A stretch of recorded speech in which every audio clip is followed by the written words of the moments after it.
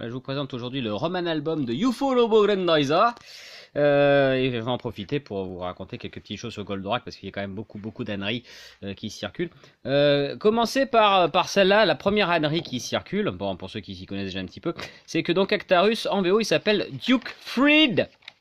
Et souvent on dit Duke Fleed. Voilà, et donc là on a la réponse dans ce Roman album avec écrit en toutes lettres, voilà, Duke Fried. Parce que ça vient de Siegfried, et Fried ça veut dire liberté, donc paix, ça veut dire paix, voilà, donc ce qui est tout à fait dans le genre du personnage. Donc voilà, c'est Duke Fried et pas Fleed. Non, déjà première chose. Ensuite, ce que beaucoup de gens ignorent, alors déjà, c'est que le concept de Goldorak, à la base, c'est le film Uchuei Bandensetsu. Donc c'est un film, hein, c'est pas une OEV. C'est pas une OAV, hein. C'est bien un film parce que c'est pas parce que c'est court, et c'est pareil pour les films de Goldorak d'ailleurs, c'est pas parce que ça dure 20 ou 30 minutes que pour autant c'est une OEV, hein. Non. Les OEV, ça veut pas dire que c'est court, ça veut dire que c'est exploité sur le marché de la vidéo. Ce sont des films qui sont passés au cinéma, donc ce sont des films. Donc voilà, donc déjà autre erreur voilà récurrente. Autre erreur aussi de dire que c'est Go Nagai qui a créé Goldorak, ça aussi c'est pas vrai, puisque comme je vous le disais tout à l'heure, la base de tout c'est le film Uchu Daisetsu, Uchu Eman Daisetsu, donc la guerre des soucoupes volantes, qui est signé de Chozo Uehara et qui a fait la plupart des épisodes de la série télé, sachant que Go Nagai n'a fait aucun épisode de la série télé. Donc voilà, et ce qu'il a fait Go Nagai, c'est qu'il a refait le design pour que le robot ressemble plus à Goldorak. Voilà ce qu'il a fait. Donc au final, il n'a pas fait grand chose, et en tout cas, il n'a pas fait grand chose du Goldorak que nous connaissons nous. Donc déjà, voilà encore une autre erreur. Je vous parlais des films.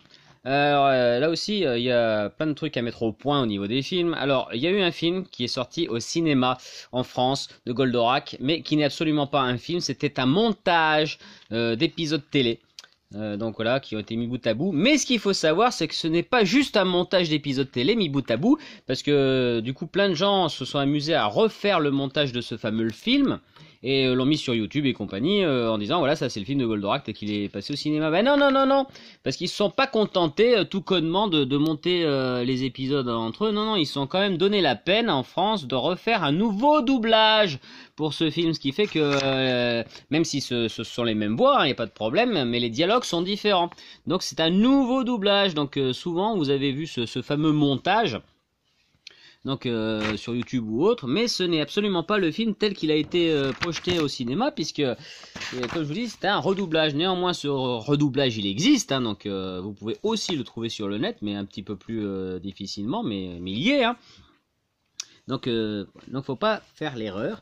Ensuite, il y a eu une vidéo qui est sortie, une VHS qui s'appelle Le Retour de Goldorak, et qui lui était un montage non pas d'épisodes télé, mais des fameux films de Goldorak, donc qui faisait qu'une demi-heure. Donc ils ont couplé 4 films ensemble, donc 2 films de Goldorak en crossover avec Gat Mazinger, Geta Robo et tout ça, et puis ils ont mis aussi un film de Devilman contre Mazinger Z et de Geta Robo contre Gat Mazinger, mais ce sont des films. Est-ce que j'insiste suffisamment sur le fait que ce sont des films et pas des OAV, hein?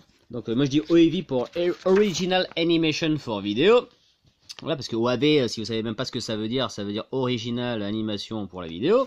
Voilà, donc déjà rien à voir avec le fait, non, ça veut dire que c'est court, ça veut dire que ça n'a rien à voir avec la série, où j'ai lu plein d'autres âneries. Donc tout ça c'est faux. Voilà, donc ce que je vous montre en ce moment sur le Roman album, donc ce sont les fiches de personnages, les crowbars, tout ça. Voilà, donc ça aussi c'est faux. Et ce qu'il faut savoir aussi, donc pour terminer, c'est que Goldorak a eu un succès mitigé au Japon, hein. Donc c'est pas un bide non plus, mais c'est pas la folie non plus. Donc ce qui fait que qu'il n'y a jamais eu aucun remake, aucune nouvelle version de Goldorak depuis au Japon, parce que les Japonais ils s'en fichent un petit peu quoi. Alors oui, en France ça a cartonné, mais ça a cartonné aussi en Italie, ça a cartonné dans certains pays arabes, mais voilà, ça n'a pas cartonné ni au Japon, ni aux US, parce qu'aux US en fait, ils ont eu un montage d'épisodes, ils ont eu que les premiers épisodes, ça n'a pas cartonné du tout, c'est passé très inaperçu. Autant pour dire qu'un film hollywoodien de Goldorak à la Pacific Rim, faut pas y compter, hein. ils connaissent pas, donc ils vont pas engager des millions de dollars pour faire un film d'un truc dont ils ont rien à battre. Donc voilà, encore autre chose. Donc voilà, ça c'est le fameux Usho Amban Densetsu. Donc l'acteur il était présenté dans le film. Voilà, c'est un petit peu l'équivalent de Galia si vous voulez. Donc voilà, et là ce sont donc les films. Donc ça c'est le film de Goldorak contre Gret Mazinger. Voilà, on voit quelques images.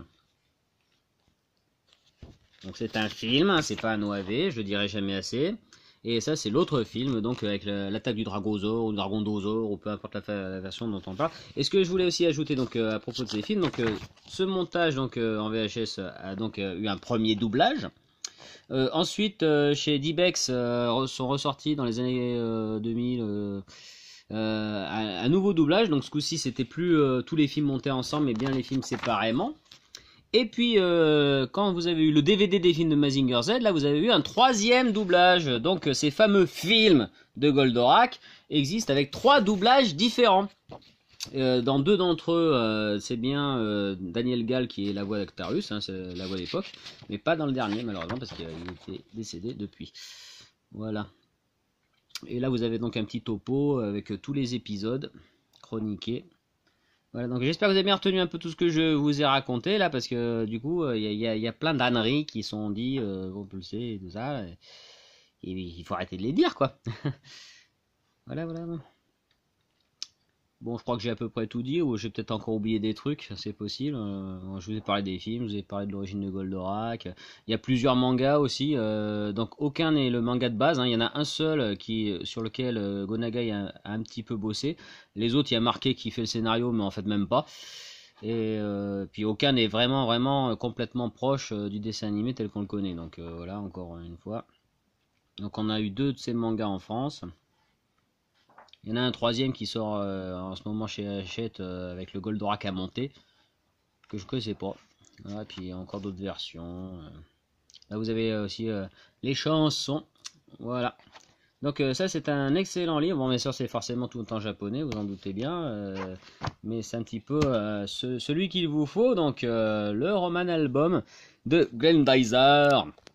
D'ailleurs là on remarque que c'est marqué Grendizer avec un S, non pas un Z. Donc, voilà.